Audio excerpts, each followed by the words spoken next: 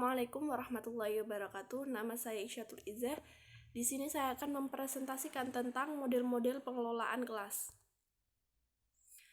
Model-model pengelolaan kelas. Model pengelolaan kelas merupakan suatu pola yang digunakan sebagai pedoman agar siswa lebih aktif dalam mengikuti pelajaran. Ada beberapa model pengelolaan kelas menurut Ardi Wiyani. Penataan ruang kelas. Pengaturan tempat duduk. Siswa memerlukan tempat duduk. Tempat duduk mempengaruhi siswa dalam belajar. Terdapat 11 formasi tempat duduk. Yang pertama, formasi konvensional. Ya, bisa dilihat gambarnya. Merupakan formasi yang pada umumnya hampir di setiap kelas pada sekolah-sekolah di Indonesia. Tempat duduk pada formasi ini berderet memanjang ke belakang. Yang kedua, formasi auditorium. Formasi auditorium hampir sama dengan formasi tradisional. Perbedaannya pada formasi ini posisi tempat duduk siswa berderet memanjang ke samping. Yang ketiga, formasi chevron. Formasi chevron, jarak antar siswa dan jarak siswa dengan guru dapat terkurangi. Kelebihan dari formasi chevron yaitu dapat mengurangi jarak di antara siswa maupun siswa dengan guru, sehingga siswa dan guru mempunyai pandangan yang lebih baik terhadap lingkungan kelas dan mampu aktif dalam pembelajaran. Yang keempat, formasi kelas bentuk U. Formasi kelas bentuk U ini sangat menarik dan mampu mengaktifkan para siswa, sehingga mampu membuat siswa antusias dalam mengikuti kegiatan pembelajaran.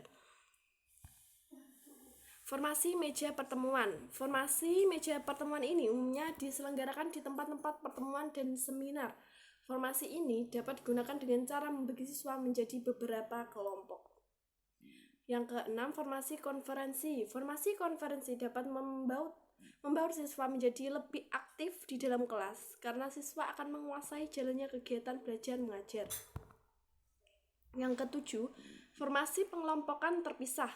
Jika ruang kelas memungkinkan atau cukup besar, guru dapat meletakkan meja dan kursi yang mana kelompok kecil dapat melakukan aktivitas belajar yang dipecah menjadi beberapa tim. Yang kedelapan, formasi tempat kerja. Formasi tempat kerja ini sangat tepat jika dilakukan di dalam laboratorium, yang mana setiap siswa duduk satu tempat untuk mengerjakan tugas seperti mengoperasikan komputer, mesin, atau melakukan praktik di laboratorium. Yang kesembilan, formasi kelompok untuk kelompok. Terdapat beberapa kelompok yang duduk dalam suatu meja persegi berukuran besar. Bisa juga dengan membuat beberapa meja dijadikan satu membentuk meja besar, sehingga setiap kelompok duduk saling berhadapan. Yang ke-10, formasi lingkaran. Bisa dilihat gambarnya, tempat duduk yang disusun melingkar tanpa menggunakan meja dan kursi. Formasi lingkaran ini biasanya digunakan untuk melakukan kegiatan belajar mengajar dalam satu kelompok, yang mana guru sebagai seorang manajer kelas memiliki peran untuk membimbing, mengarahkan jalannya kegiatan belajar mengajar tersebut. Yang terakhir, formasi periferal. Meja ditempatkan di belakang siswa, guru dapat menyuruh siswa memutar kursinya sehingga melingkar saat guru menginginkan diskusi kelompok. Saat guru menginginkan siswa memiliki tempat untuk menulis, hendaknya digunakan susunan periferal, yakni meja ditempatkan di belakang siswa. Guru dapat menyuruh siswa memutar kursinya secara melingkar ketika guru menginginkan diskusi kelompok. Yang pembahasannya, pemahaman guru tentang model pengelolaan kelas. Pengelolaan kelas merupakan salah satu aspek penting dalam proses belajar mengajar. Oleh karena itu, sangatlah penting bagi guru untuk memahami terkait dengan pengelolaan kelas. Peran guru dalam mengimplementasi model-model pengelolaan kelas. Guru merupakan tokoh sentral dan pengelolaan kelas dimulai dari tahap perencanaan sampai dengan tahap evaluasi.